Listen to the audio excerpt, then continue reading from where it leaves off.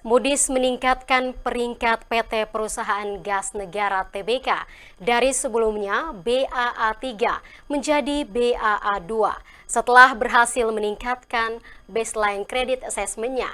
Sementara itu, PT Sunindo Pratama, emiten perdagangan mesin dan tambang, memenangkan tender Pertamina Hulu Sanga-Sanga untuk proyek pengadaan casing Pertamina. Informasi selengkapnya dalam kabar emiten berikut ini.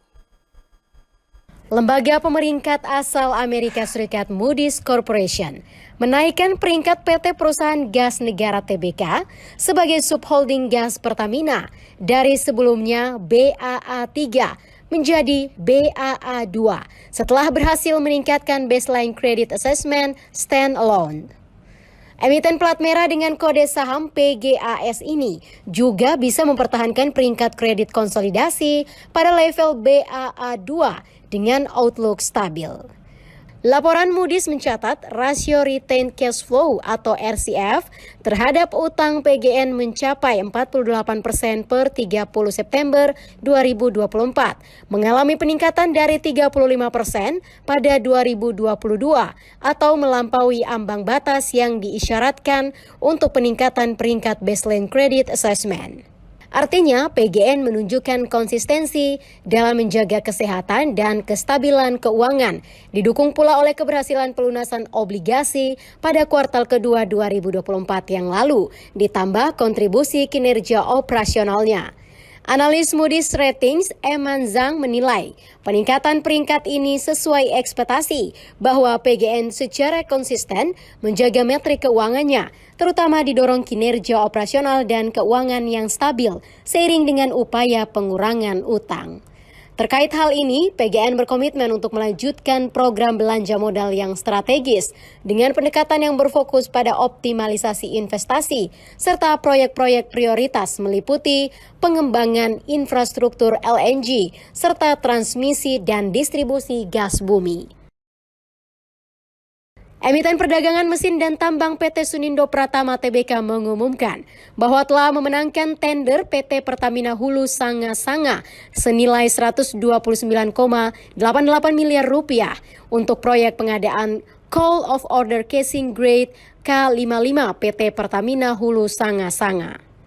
Seperti yang diterangkan oleh Freddy Suyandi, Direktur PT Sunindo Pratama (TBK), dalam keterangan tertulisnya pada keterbukaan informasi Bursa Efek Indonesia 16 Januari 2025. Freddy menjelaskan keberhasilan memenangkan tender ini akan memungkinkan emiten yang berkode saham SUNI ini diharapkan dapat memberikan kontribusi terhadap pendapatan dan laba usaha perseroan pada tahun 2025 sampai 2026.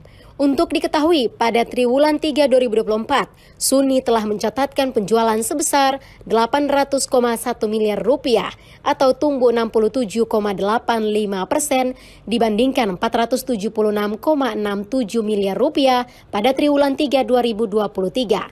Dari penjualan itu, perseroan membukukan laba yang diatribusikan kepada pemilik entitas induk sebesar 169,79 miliar rupiah pada triwulan 3, melonjak 130,23% jika dibanding 73,74 miliar rupiah pada periode sama tahun sebelumnya.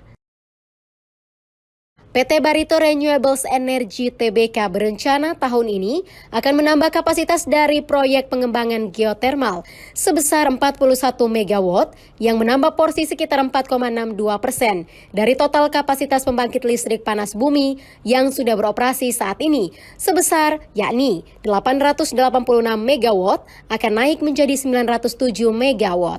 Keterangan tersebut disampaikan oleh Chief Financial Officer PT Barito Renewables Energy (TBK), Merli, dalam forum diskusi C-Talks yang diselenggarakan oleh Sukor Sekuritas. Perseroan berharap tambahan kapasitas listrik panas bumi itu akan meningkatkan outlook pertumbuhan pendapatan emiten yang berkode saham Brent yang efektif akan tercatat dalam pendapatan Brent tahun 2026.